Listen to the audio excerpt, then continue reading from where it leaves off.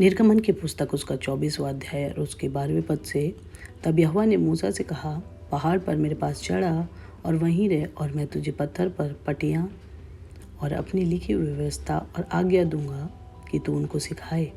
15वें पद से, तब मूसा पर्वत पर चढ़ गया और बादल ने पर्वत को छा लिया।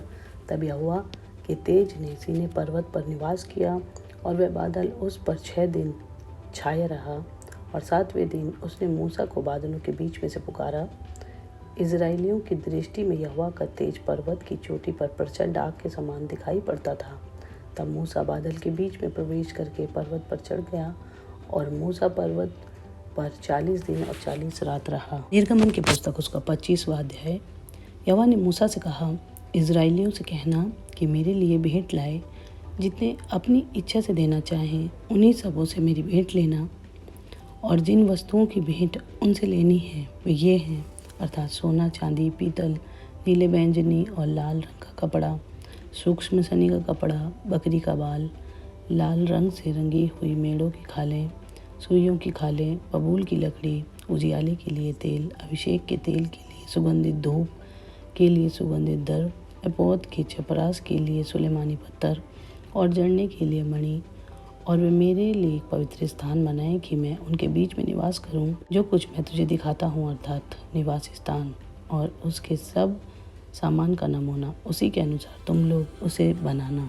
परमेश्वर ने मूसा को वाचा का संदूक, पवित्र मेज, सोने की दीवट, मिलाप वाला तंबू, होमबलि की वेदी, निवास स्थान का आंगन, याजकों के लिए पवित्र वस्त्र, एपोद, सीनाबंद या चपरास और अन्य याजकीय वस्त्र बनाने का आदेश दिया था, आज्ञा दी थी।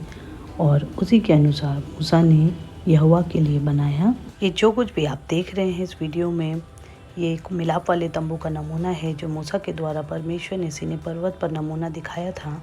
और उसी के हिसाब से ये तंबू को बनाया गया और इसके अंदर जो भी सामान है जो आपने देखा वो रखा गया।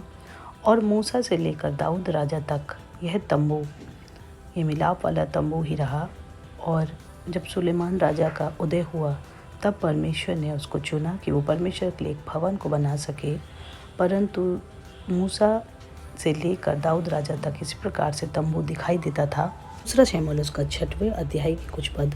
फिर दाऊद ने एक और बार इजराइल में से सब बड़े वीरों को, जो 30,000 थे, इकट्ठा किया। तब दाऊद और जितने लोग उसके संग थे वे सब उठकर यहूदा के बाले नामक स्थान से चले कि परमेश्वर का वह संदूक ले आए जो करूबों पर विराजने वाले सेनाओं के यहोवा का कहलाता है।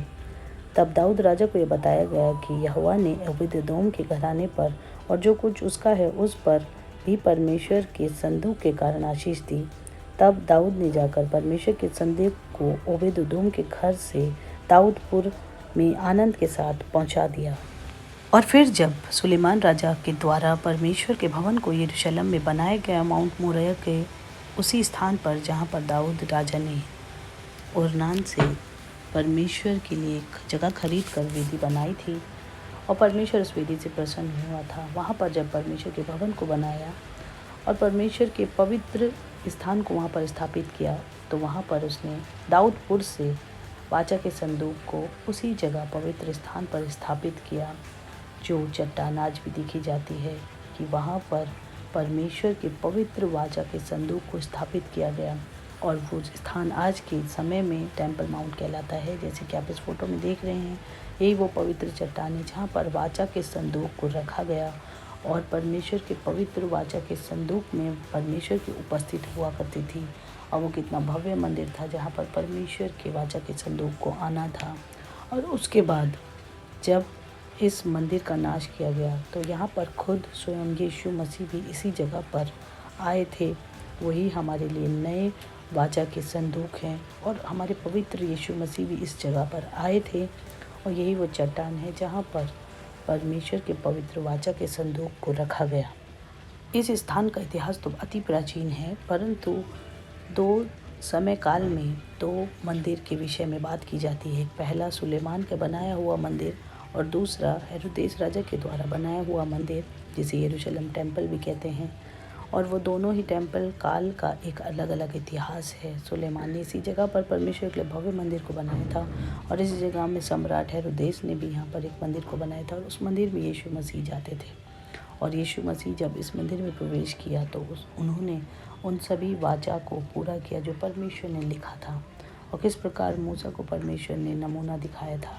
इसी पवित्र चट्टान पर उस मंदिर को स्थापित किया गया। वो तंबू से परमेश्वर के भवन तक का सफ़र इसी जगह स्थान पर हुआ है और किस प्रकार ये समय समय पर बदला गया, परंतु यीशु मसीह के आने के बाद इस जगह की वैल्यू और भी बढ़ गई है।